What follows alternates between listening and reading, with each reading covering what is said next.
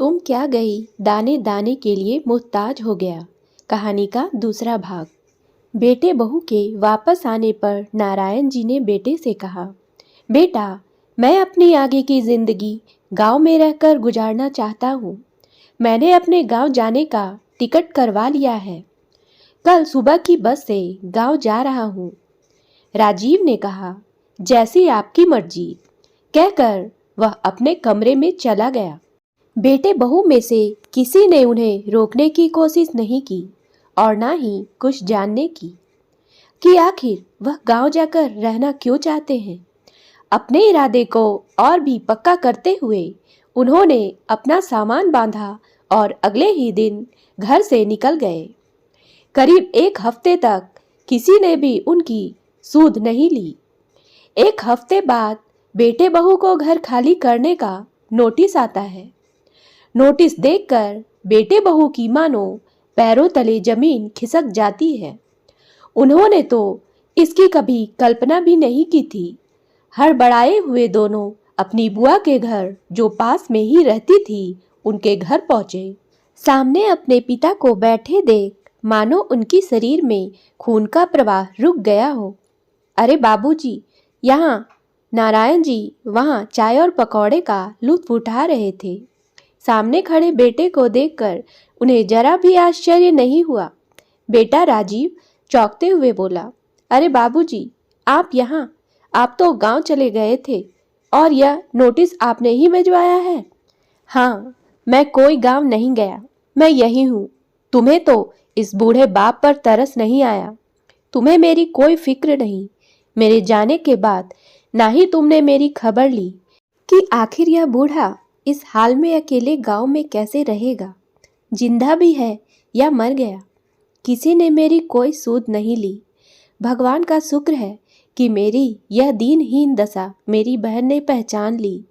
आज वह नहीं होती तो शायद पता नहीं मेरा क्या हो गया होता। मैं गांव नहीं गया, मैं यही हूँ, अपनी बहन के पास। पिछले एक हफ्ते से यहीं रह रहा हूँ।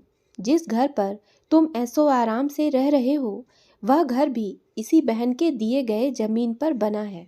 बेटे बहू यह सुनकर चौंक गए। यह आप क्या कह रहे हैं बाबूजी? मैं बिल्कुल ठीक कह रहा हूँ।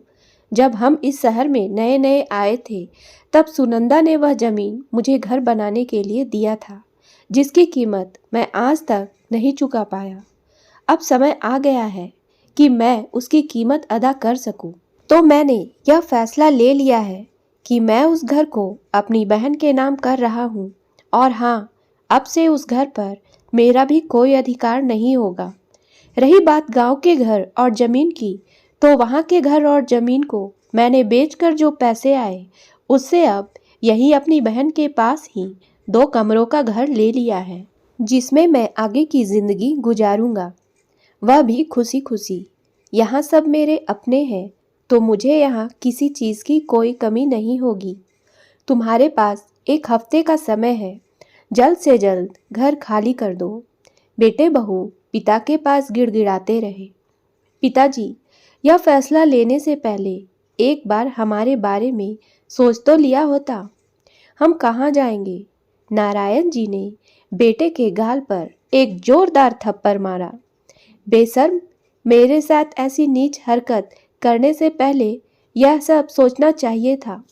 और हाँ बहू, मेरे पास इस घर में खाने पीने की कोई कमी नहीं है। यहाँ तक आ ही गए हो तो अच्छी कड़कदार मसाले वाली चाय और पकौड़े का आनंद लेती जाना। बेटा बहू नारायण जी के आगे सर झुकाए खड़े थे, मानो उनकी दुनिया रुक सी गई हो। उनके लिए आज अपने किए पर पछताने के सिवा और कोई चारा नहीं था। दोनों वापस मुंह लटकाए घर की ओर चल पड़े। कुछ ही दिनों में उन्होंने घर खाली कर दिया और उस घर को उनकी बहन ने किराए पर चढ़ा दिया। आज नारायण जी अपने 2 कमरों के घर में आराम से चैन की जिंदगी जी रहे हैं। बाकी बचे पैसों को उन्होंने अपने नाम से बैंक में जमा करवा दिया। इंटरेस्ट के पैसों से उनका गुजारा बड़े आराम से हो जाता है। दोस्तों, माँ बाप भगवान का दिया हुआ आशीर्वाद है, जिन्हें बुढ़ापे में इज्जत से जीने का पूरा पूरा अधिकार है।